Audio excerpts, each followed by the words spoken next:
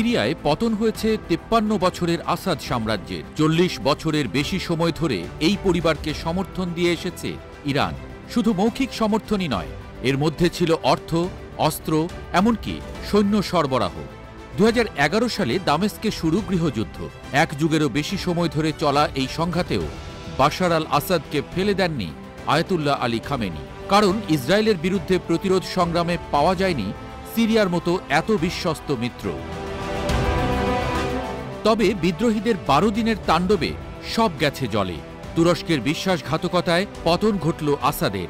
এতে সিরিয়ায় ছায়া রাষ্ট্র গঠনের দ্বারপ্রান্তে ইসরায়েল ও যুক্তরাষ্ট্র। এমন পরিস্থিতিতে প্রতিশোধের নেশায় উন্মত্ত ইরান গ্রহণ করল আগ্রাসী পদক্ষেপ।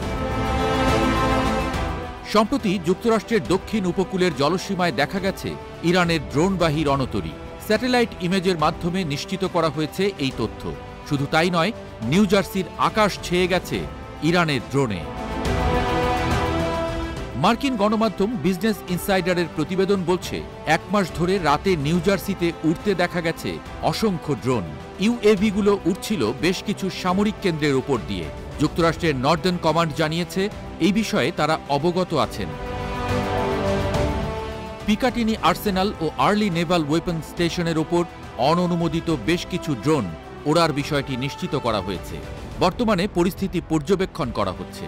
নিউ জার্সির জলাধার, ট্রেন স্টেশন, কোস্টগার্ডের জাহাজ ও স্থানীয় পুলিশ স্টেশনের বাইরেও দেখা গেছে ড্রোনের বহর।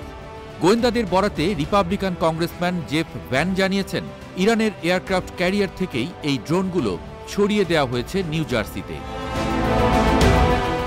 সাম্প্রতিক সময়ে কন্টেইনার শিপকে সামরিক ড্রোনবাহী জাহাজে পরিণত করেছে ইরান। এরই মধ্যে সবচেয়ে নতুন শাহিদ বাঘেরি। নভেম্বরের শেষে প্রথমবারের মতো পারস্য উপকূল ছেড়ে যায় এয়ারক্রাফট ক্যারিয়ারটি।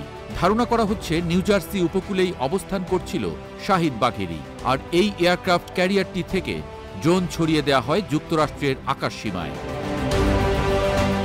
তবে বৃহস্পতিবার তোলা স্যাটেলাইটের ছবি বলছে শাহিদ বাঘেরি ফিরে এসেছে ইরানি উপকূলে। নিউ জার্সিতে ড্রোনের আবির্ভাবকে শত্রু রাষ্ট্রের কাজ মানতে নারাজ মার্কিন প্রতিরক্ষা দপ্তর। যদিও ইউএভিগুলোর মালিককে সে বিষয়ে তথ্য দিতে পারেনি পেন্টাগন। এমনকি কোনো ড্রোনকে ভূপাতিত করা হয়েছে কিনা সে বিষয়েও জানানো হয়নি।